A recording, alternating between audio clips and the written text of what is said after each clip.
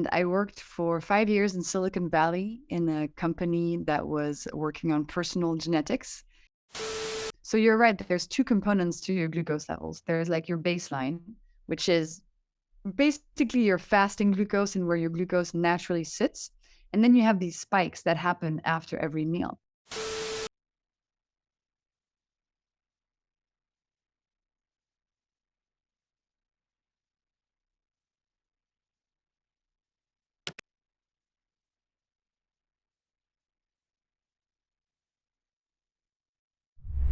Jessie, hi, good morning. Hola. We're thrilled to have you here. Thank you for your time. Thank you for your work. Thank you, Kendra. Actually, I jumped into your account and your work maybe starting this like January or something.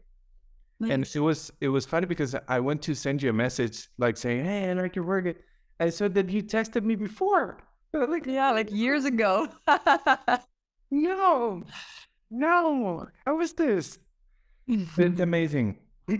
Jessie, cuéntanos por favor sobre cuál ha sido tu camino de estudio. ¿Tú a qué te dedicas? ¿En qué trabajas? Vi que estudiaste bioquímica. So I'm a trained mathematician and biochemist, and I worked for 5 years in Silicon Valley in a company that was working on personal genetics.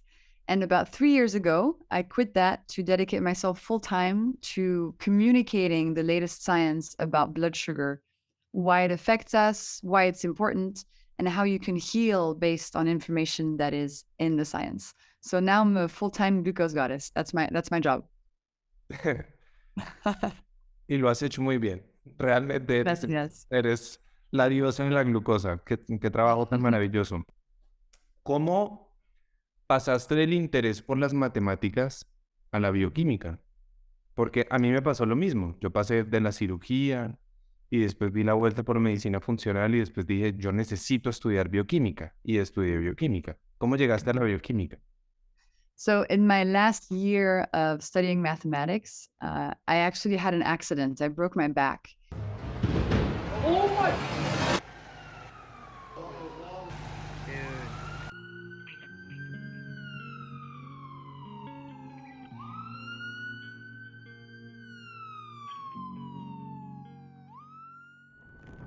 And I started suffering a lot physically and mentally. And I realized, Carlos, that the most important thing in life is our health. And I needed to figure out how to heal myself. And so that's why I then went to study biochemistry in grad school, really out of a personal necessity to feel better because I felt completely broken on the inside. Yeah. La bioquímica realmente es fascinante y resuelve demasiadas cosas, ¿sí? Independientemente por donde la situación en la que te pongas, resuelve demasiadas cosas. Para mí, en mi práctica clínica, ha sido muy valioso. Ha sido muy valioso. Jessie, ¿cómo llegaste a tener el interés por estudiar la glucosa? Mm. So after studying biochemistry, I was still searching for answers. I was still hungry to understand how my body worked. And so first I went into genetics because back then we thought that, DNA was everything. It was going to help us understand our bodies and everything was programmed in your DNA. Yeah, But then after a few, huh? the genetic determinism. Exactly. And after a few years there, I discovered that's not the case. And your DNA doesn't tell you what you need to do to wake up in the morning feeling good. And by complete hasard, by complete randomness, we were able, inside of the company I was working in, to test a glucose monitor because, it was Silicon Valley. And so people are always testing new devices. And so I had the opportunity to put on a glucose monitor for the first time. Now, for your health today, we should find out what Trudy's doing down there, don't you think, Dr. Bruce? But Bruce is here to talk about your smartphone and how it can also be a life-saving health device. Well, Colleen, she looks very healthy. I hope I'm that healthy at 106. Now, diabetics have to check their blood sugar many times a day to make sure it doesn't get dangerous. But this task is being made easier and mobile thanks to this smartphone technology. And it completely changed everything for me in a few ways. First, I felt like I could finally understand what was happening underneath my skin. I finally had a way to communicate with my biology. I could see on my iPhone screen what happened after I ate, after I exercised, if I was tired, if I was not tired, if I was stressed. I felt like I finally had a dialogue with my biology. And second, I realized that glucose spikes, so very rapid increases in blood sugar concentration, were one of the triggers for my mental health problems. And that was groundbreaking because for a decade I was suffering and I didn't even know why these mental health problems were coming on. I had no clue. So I became very fascinated in the topic and I discovered a few things. I discovered that one, I was not alone. About 90% of the population has glucose spikes every day without knowing it. And depending on, your background, you might feel them in very different ways. You might feel cravings, tiredness, you might have fertility issues, acne. Anyway, for me, it was mental health, but glucose spikes affect every single one of us. And then I discovered that from the scientific studies, there were very easy things you could do that allowed you to avoid the spikes, feel better without doing a very strict diet or anything. And so this information, changed my life and people wanted me to share it. So I started sharing it with my friends, my family, then online. And now it's what I do because everybody needs to know. You started testing on yourself. You started testing on yourself. You started looking at I think maybe you started looking at articles that maybe showed you some answers and then testing on yourself and seeing what happened.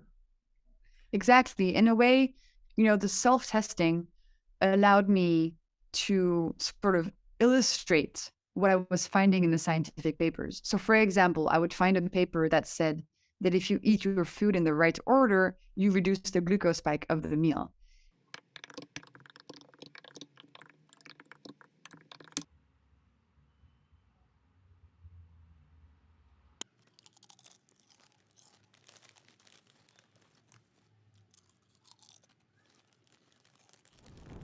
And so what I did is with my own device, I would test that and do one meal in the right order, one meal in the wrong order, and show the difference in spike. And then use that to share with my family, my friends, to illustrate the science, to make it tangible, to make it accessible, to make it exciting. I was really just trying to communicate and make the science cool and helpful. Yeah. And it's funny again because when I found your work, like years before, I was sharing with people, drink some apple cider vinegar before your meals and try to take a walk or jump or jog or do whatever, or do squats after you eat because it's gonna consume some of the glucose that it's available and the spike is gonna come down. But actually I saw a couple studies that you share and that you follow about the order, and we're gonna talk about it. But I really never paid attention to it until I was already using the monitor and I said like, let's take a look. And it was amazing. That's amazing. And I started laughing. And it was funny actually because I could see that foods that I thought that were like, okay, they give me like a huge spike. Jessie, you tested on yourself, and you said that you started sharing with friends. How many people did you have the chance to observe during the time with the monitors that you actually have good data on information? Like how many people were wearing glucose monitors and I could see their curves as well, you mean, and my friends and family? Maybe 20, 30, I would say. But again, sorry? For how much time? Not very long. They would wear them for 2 weeks, 4 weeks, 6 weeks, but I was not using their data to draw any conclusions. I'm just using the studies and then illustrating them with individuals' glucose data. But I haven't drawn any conclusions apart from the fact that glucose spikes were triggering my mental health problems. I haven't drawn any conclusions from my individual data. I really just use it as a way to communicate and explain the science that exists. Okay. Because I think that it's very interesting, and it's something that we really need. Because we only think that glucose monitors or making a continuous glucose monitoring, it's something for diabetics, and that's it. And we forget two things. One, 7 out of 10 diabetics are not diagnosed. Wow. And two, 80% of the population in the US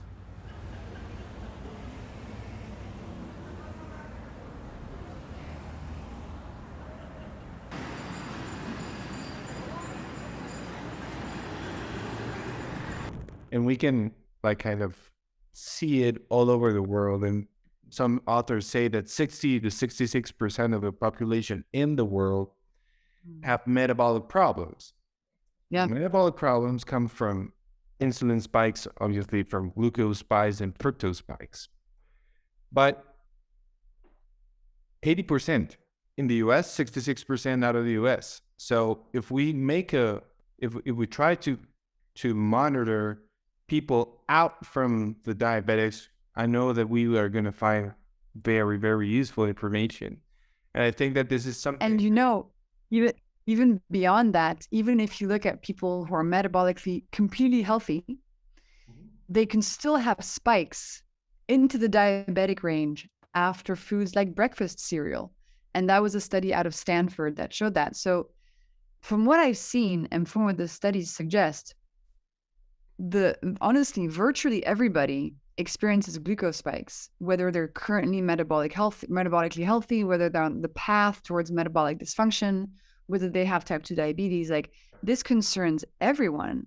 And now we know that glucose spikes, they lead to things as simple as cravings and being more hungry before your next meal. Like, these are things that most of us experience every single day. I believe everyone benefits from, using the advice that I shared to flatten their glucose curves. Like, everybody feels better. It's a foundation of how to be healthy these days. We really have to know this information. Yeah. It's something that I learned from following you, because I never saw that before. Is the fact that we always think that we need to have like a range of glucose, and if you're in between 70 and 90 in a fasting glucose, then you're okay. And you point out that it's not all about just about the range, but you can have your own range. Like, my baseline could be 95, and if I'm always in 95, then that's my range. Of course, my range it's not going to be 126, but I mean, under 95 and between, I need to look and see what's my baseline. Yours could be 72, and that's yours. And that after eating, what we need to see is that we don't raise, or we don't have a spike that it's higher than 30. Would you tell us something more about that, please? Yeah, absolutely. So you're right. There's two components to your glucose levels. There's like your baseline, which is basically your fasting glucose and where your glucose naturally sits. And then you have these spikes that happen after every meal. And the spikes are actually what is more damaging to your body, especially what's more damaging to your cells.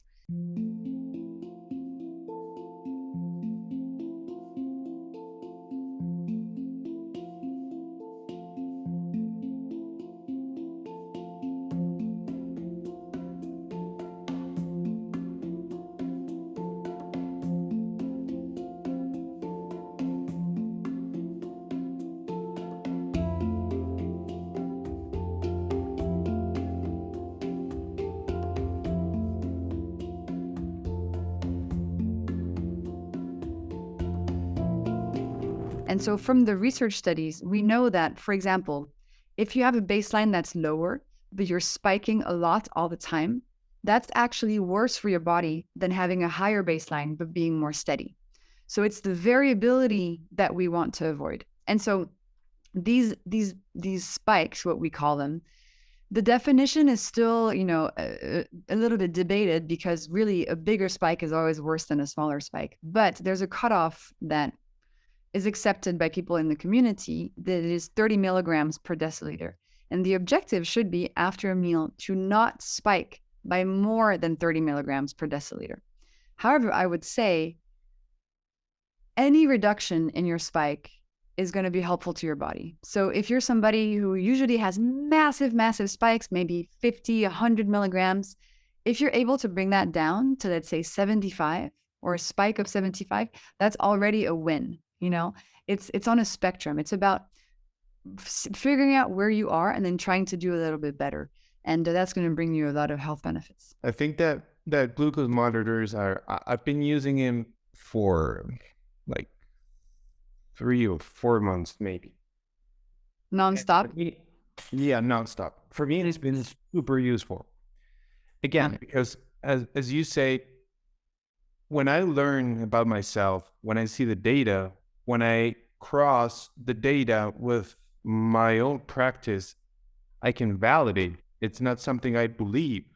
It's not something I'm just going to criticize or validate without using it. No. I've validated on myself. Now I can teach you, or not you. I mean, teach someone like I've been learning this.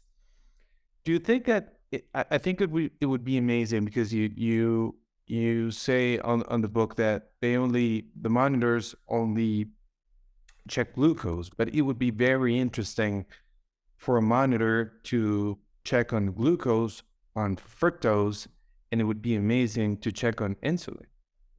Absolutely. Yeah, insulin is really where we want to go. That's the reason we want to go towards insulin is because your insulin levels are a much better determinant of your metabolic health than your glucose levels. You can have normal glucose levels, but really high insulin levels, and that would point to the fact that you're on the way towards metabolic dysfunction. So ideally, we would have insulin monitors. Unfortunately, that's really difficult to do. So we can use glucose monitors to try to approximate what's happening in an insulin world. And I think that, if you have information like the one you're sharing with your patients and like the ones that's in my content, as somebody wearing a glucose monitor for the first time, you can sort of understand the big principles and they can guide you towards making sense of your glucose data. But it's definitely something that's very new. And I think it's definitely helpful if you have access to one and you can understand it with context. But for me, at the beginning, for example, I was really confused about the data. Before I learned all the scientific studies and, did a lot of research, it can be quite difficult to understand what's happening. What's that spike? What's that drop? What does it mean? It's a whole new field and we have a lot of education to do. Jessie, you were pointing that the spike shouldn't be higher than 30, but that's on the quantity. How about over time? Over time, what's the ideal range for a spike to rise? Like how long? I think it could be as detrimental if you make a spike of 60 or a spike for 3 or 4 hours. Ideally, you want to come back down within 2 hours. Okay. And if your spike stays up, it can be due to multiple things. It can be because there was a lot of fat in the meal. And so the fat is sort of delaying the influx of glucose into the blood. It can also be because there's a dysfunction. You have insulin resistance, so there's something going on in your body that it's not able to bring glucose back down. In terms of is it better to have a 30 spike that comes down in 4 hours or a 20 spike in 6 hours? That's really hard to say. We don't really know. And I wouldn't be able to answer it. We just know that the higher variability, the worse. And you should be able to bring your glucose down to baseline within 2 hours without crashing below baseline and going back up. Because that's reactive hypoglycemia. And that really, that encourages cravings and hunger.